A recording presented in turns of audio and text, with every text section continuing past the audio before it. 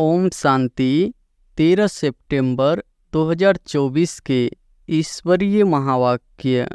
पहले एक नज़र मुरली के मुख्य पॉइंट पर।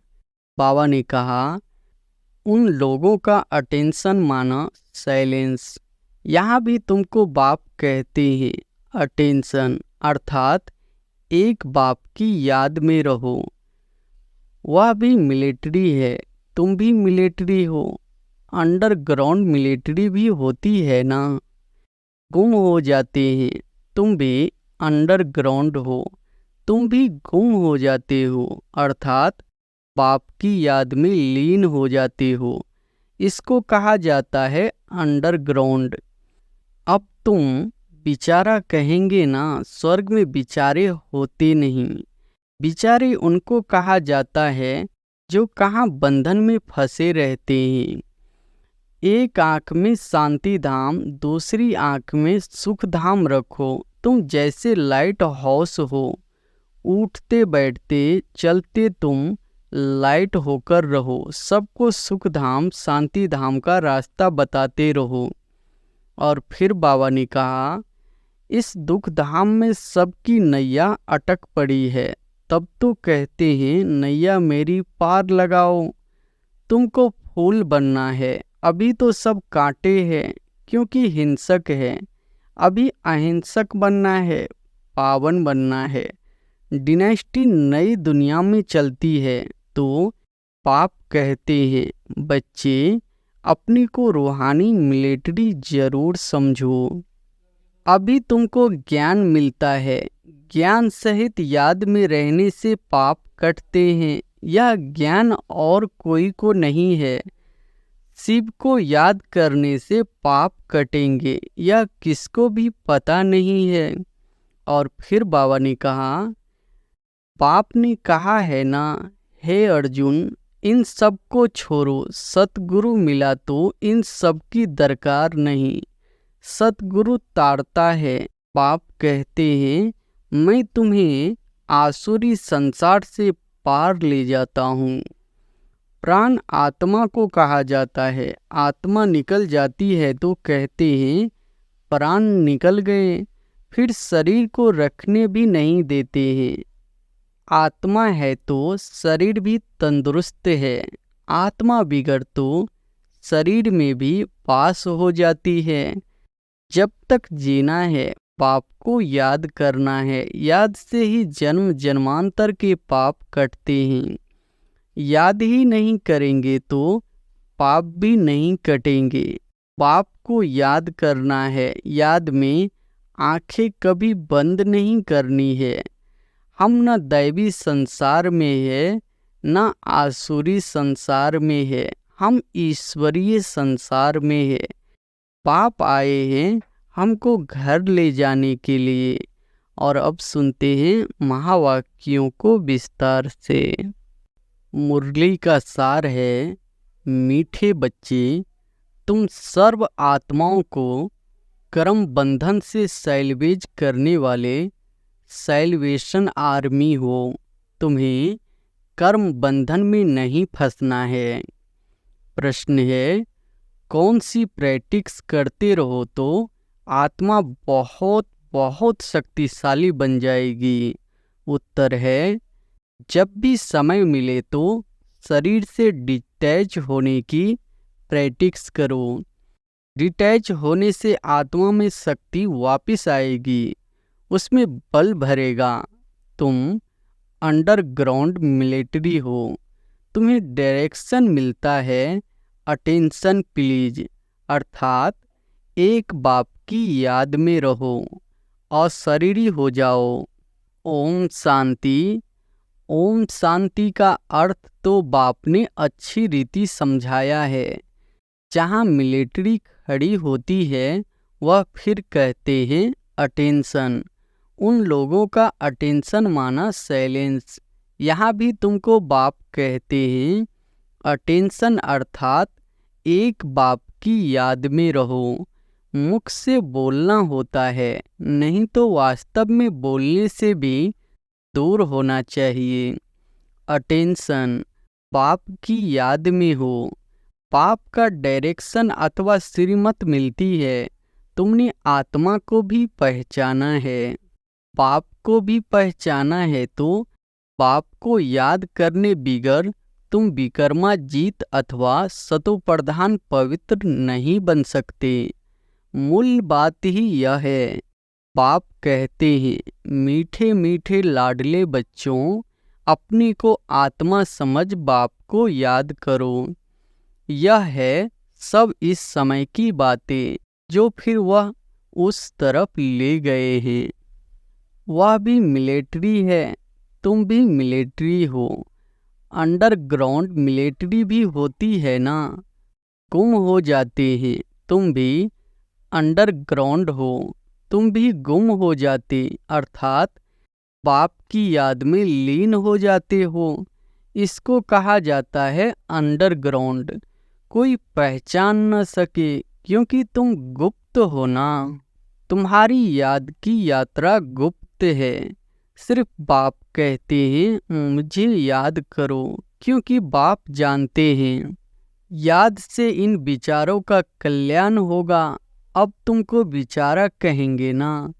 स्वर्ग में विचारे होते नहीं, विचारे उनको कहा जाता है जो कहा बंधन में फंसे रहते हैं। यह भी तुम समझते हो, बाप ने समझाया है। तुमको लाइट हाउस भी कहा जाता है, बाप को भी लाइट हाउस कहा जाता है।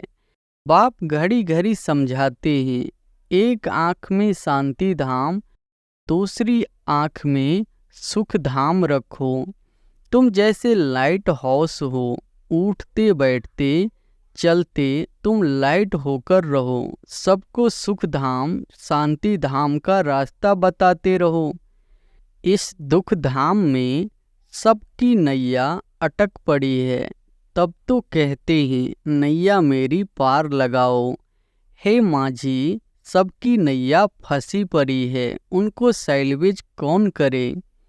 वह कोई सैल्वेशन आर्मी तो है नहीं, ऐसे ही नाम रख दिया है। वास्तव में सैल्वेशन आर्मी तो तुम हो, जो हर एक को सैल्वेज करते हो। सब 5 विकारों की जंजीरों में अटक पड़े हैं, इसलिए कहते हैं हमको लिबरेट करो, सैल्वेज करो। तो बाप कहते हैं कि इस याद की यात्रा से तुम पार हो जाएंगे। अभी तो सब फंसे हुए हैं। बाप को बागवान भी कहते हैं, इस समय की ही सभी बातें हैं। तुमको फूल बनना है, अभी तो सब कांटे हैं, क्योंकि हिंसक है। अभी अहिंसक बनना है, पावन बनना है। जो धर्म स्थापन करने आते हैं, वह तो पवित्र आत्माएं ही आती है, वह तो अपवित्र हो न सके।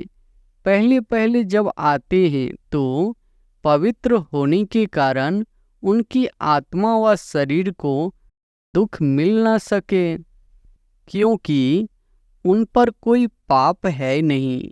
हम सब पवित्र है तो कोई पाप नहीं होता है, तो दूसरों का भी नहीं होता है। हर एक बात पर विचार करना होता है। वहाँ से आत्माएं आती है धर्म स्थापन करने, जिनकी फिर डिनेस्टी भी चलती है। सिख धर्म की भी डिनेस्टी है, सन्यासियों की डिनेस्टी थोड़े ही चलती है, राजाएं थोड़े ही बने हैं। सिख धर्म में महाराजा आदि है, तो वह जब आते हैं स्थापना करने तो वह नई आत्मा आती है। क्राइस्ट ने आकर क्रिश्चियन धर्म स्थापन किया, बुद्ध ने, बौद्धि, इब्राहिम ने, इस्लाम, सबके नाम से राशि मिलती है। देवी देवता धर्म का नाम नहीं मिलता है। निराकार बाप ही आकर देवी देवता धर्म की स्थापना करते हैं। वह देहधारी नहीं है, और जो धर्म स्थापक है उनकी देह के नाम है। यह तो देहधारी नहीं। डिनेस्टी नई दुनिया में चलती है, तो बाप कहते हैं बच्चे अपने को रूहानी मिलिट्री जरूर समझो। उन मिलिट्री आदि के कमांडर आदि आते हैं, कहते हैं अटेंशन, तो झट खड़े हो जाते हैं। अब वह तो हर एक अपने अपने गुरु को याद करेंगे या शांत में रहेंगे, परंतु वह झूठी शांति हो जाती है। तुम जानते हो हम आत्मा है, हमारा धर्म ही शांत है, फिर याद किसको करना है? अभी तुमको ज्ञान मिलता है, ज्ञान सहित याद में रहने से पाप कटते हैं। यह ज्ञान और कोई को नहीं है। मनुष्य थोड़े ही समझते हैं हम आत्मा शांत स्वरूप है, हमको शरीर से डिटैच हो बैठना है। यहाँ तुमको वह बल मिलता है जिससे तुम अपने को आत्मा समझ बाप की याद में बैठ सकते हो। बाप समझाते हैं कैसे अपने को आत्मा समझ डिटैच होकर बैठो। तुम जानते हो हम आत्माओं को अब वापिस जाना है, हम वहाँ के रहने वाले हैं। इतने दिन घर भूल गए थे और कोई थोड़े ही समझते हैं हमको घर जाना है। पतित आत्मा तो वापिस जा न सके, न कोई ऐसा समझाने वाला है कि किसको याद करो। बाप समझाते हैं याद एक को ही करना है और कोई को याद करने से क्या फायदा। समझो भक्ति मार्ग में शिव शिव कहते रहते हैं, मालूम तो किसको है नहीं कि इससे क्या होगा। शिव को याद करने से पाप कटेंगे, यह किसको भी पता नहीं है। आवाज़ सुनाई देगा सो तो जरूर आवाज़ होगा ही। इन सब बातों से कोई फायदा नहीं। बाबा तो इन सब गुरुओं से अनुभवी है ना। बाप ने कहा है ना, हे अर्जुन इन सब को छोड़ो, सतगुरु मिला तो इन सब की दरकार नहीं। सतगुरु तारता है।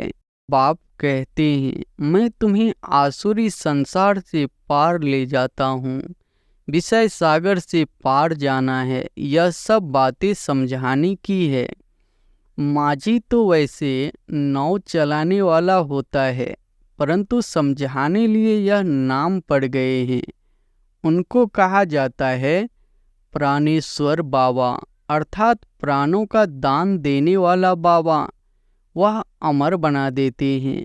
प्राण आत्मा को कहा जाता है। आत्मा निकल जाती है तो कहते हैं प्राण निकल गए, फिर शरीर को रखने भी नहीं देते हैं। आत्मा है तो शरीर भी तंदुरुस्त है, आत्मा बिगड़ तो शरीर में ही बांस हो जाती है, फिर उनको रख कर क्या करेंगे। जानवर भी ऐसा नहीं करेंगे। सिर्फ एक बंदर है, उनका बच्चा मर जाता है, पास होती है तो भी उन मुर्दों को छोड़ेंगे नहीं, लटकाए रखेंगे। वह तो जानवर है, तुम तो मनुष्य हो ना। शरीर छोड़ा तो कहेंगे जल्दी उनको बाहर निकालो, मनुष्य कहेंगे स्वर्ग पधारा। जब मुर्दे को उठाते हैं तो पहले पैर शमशान तरफ करते हैं, फिर जब वहाँ अंदर घुसते हैं पूजा आदि कर समझते हैं अभी यह स्वर्ग जा रहा है, तो उसे फिराकर मुंह शमशान तरफ कर देते हैं।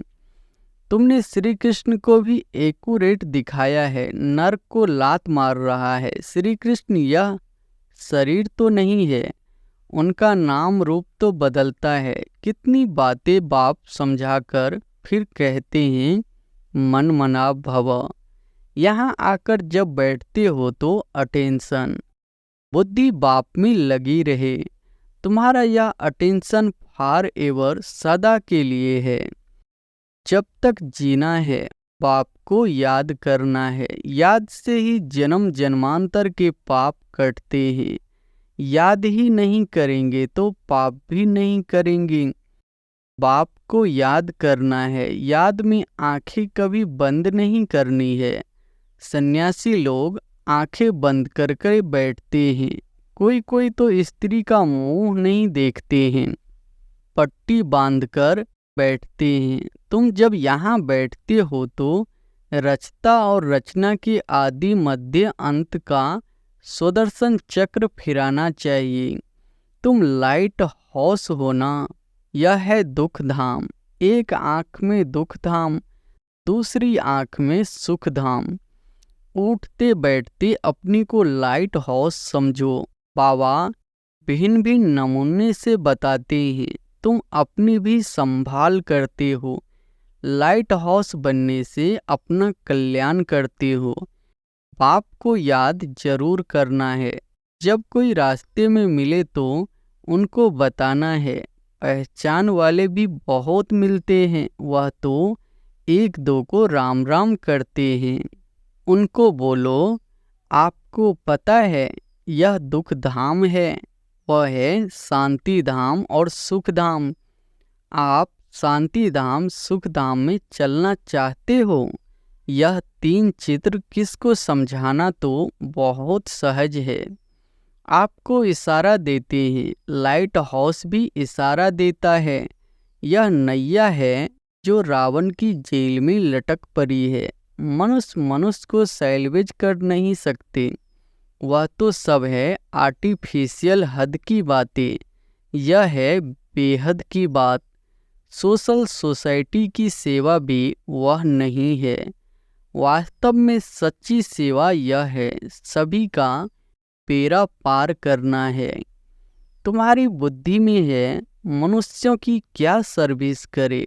पहले तो कहना है तुम गुरु करते हो मुक्ति धाम में जाने लिए, बाप से मिलने लिए, परंतु कोई मिलता नहीं। मिलने का रास्ता बाप ही बतलाते हैं। वह समझते हैं यह शास्त्र आदि पढ़ने से भगवान मिलता है। दिलासे पर रहने से फिर आखिरी कोई न कोई रूप में मिलेगा। कब मिलेगा यह बाप ने तुमको सब कुछ समझाया है।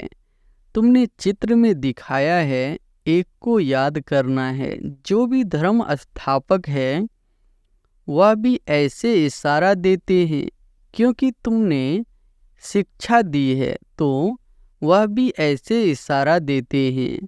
साहिब को जपो, वह बाप है सतगुरु। बाकी तो अनेक प्रकार की शिक्षाएं देने वाले हैं, उनको कहा जाता है गुरु। और शरीरी बनने की शिक्षा कोई जानते नहीं। तुम कहेंगे शिव बाबा को याद करो। वो लोग शिव के मंदिर में जाते हैं तो हमेशा शिव को बाबा कहने की आदत पड़ी हुई है, और किसको बाबा नहीं कहते। परंतु वह निराकार तो नहीं है, शरीरधारी है।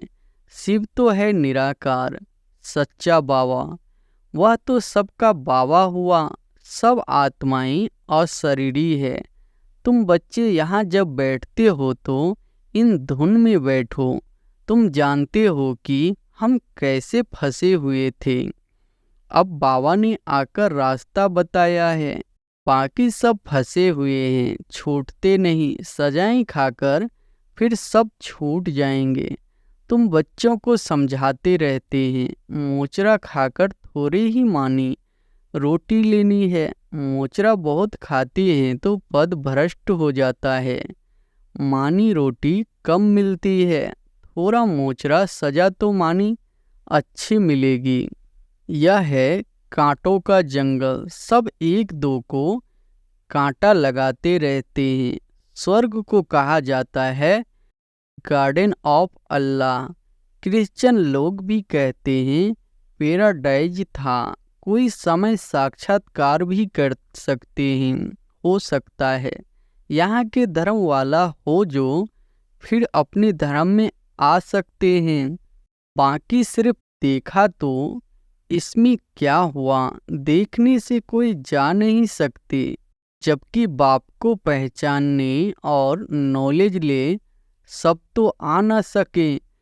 देवताएं तो वहाँ बहुत थोड़े होते हैं। अभी इतने हिंदू है, असल में देवताएं थे ना, परंतु वह थे पावन। यह है पतित। पतित को देवता कहना शोभेगा नहीं। यह एक ही धर्म है जिसे धर्म भ्रष्ट कर्म भ्रष्ट कहा जाता है। आदि सनातन हिंदू धर्म कह देते हैं, देवता धर्म का कॉलम ही नहीं रखते। हम बच्चों का मोस्ट बिलीवेड बाप है जो तुमको क्या से क्या बना देते हैं। तुम समझा सकते हो कि बाप कैसे आते हैं, जबकि देवताओं के पैर भी पुरानी तमोप्रधान सृष्टि पर नहीं आते, तो फिर बाप कैसे आएंगे? बाप तो है निराकार, उनको तो अपना पौ है नहीं, इसलिए इनमें प्रवेश करते हैं। अब तुम बच्चे ईश्वरीय दुनिया में बैठे हो, वह सब है आसुरी दुनिया में। यह बहुत छोटा संगम युग है। तुम समझते हो हम न दैवी संसार में हैं न आसुरी संसार में हैं, हम ईश्वरीय संसार में हैं। बाप आए हैं हमको घर ले जाने के लिए। बाप कहते हैं वह मेरा घर है, तुम्हारी खातिर मैं अपना घर छोड़कर आता हूँ। भारत सुख धाम बन जाता है तो फिर मैं थोड़े ही आता हूँ, मैं विश्व का मालिक नहीं बनता हूँ, तुम बनते हो। हम ब्रह्मांड के मालिक हैं। ब्रह्मांड में सब आते हैं, अभी भी वहाँ मालिक बन बैठे हैं जिनको बाकी आना है, परंतु वह आकर विश्व का मालिक नहीं बनते। समझाते तो बहुत है, कोई स्टूडेंट बहुत अच्छे होते हैं तो स्कॉलरशिप ले लेते हैं। वंडर है, यहाँ कहते भी है हम पवित्र बनेंगे, फिर जाकर पतित बन जाते हैं। ऐसे ऐसे बच्चों को नहीं ले जाओ। ब्राह्मणी का काम है जांच कर लाना। तुम जानते हो कि आत्मा ही शरीर धारण कर पाठ बजाती है, उनको अविनाशी पाठ मिला हुआ है। अच्छा, मीठे मीठे सिकिलदे बच्चों प्रति माता पिता बाप दादा का याद प्यार और गुड मॉर्निंग। रूहानी बाप की रूहानी बच्चों को नमस्ते। धारणा के लिए मुख्य सार पहली पॉइंट है, लाइट हाउस बन सबको शांति धाम सुख धाम का रास्ता बताना है। सबकी नैया को दुख धाम से निकालने की सेवा करनी है, अपना भी कल्याण करना है। दूसरी पॉइंट है, अपने शांत स्वरूप स्थिति में स्थित हो शरीर से डिटैच होने का अभ्यास करना है। याद में आंखें खोलकर बैठना है, बुद्धि से रचता और रचना का सिमरन करना है। वरदान है, अपने संकल्पों को शुद्ध ज्ञान स्वरूप और शक्ति स्वरूप बनाने वाले संपूर्ण पवित्र भव।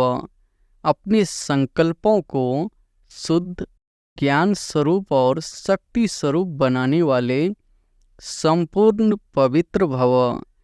पाप समान बनने के लिए पवित्रता का फाउंडेशन पक्का करो।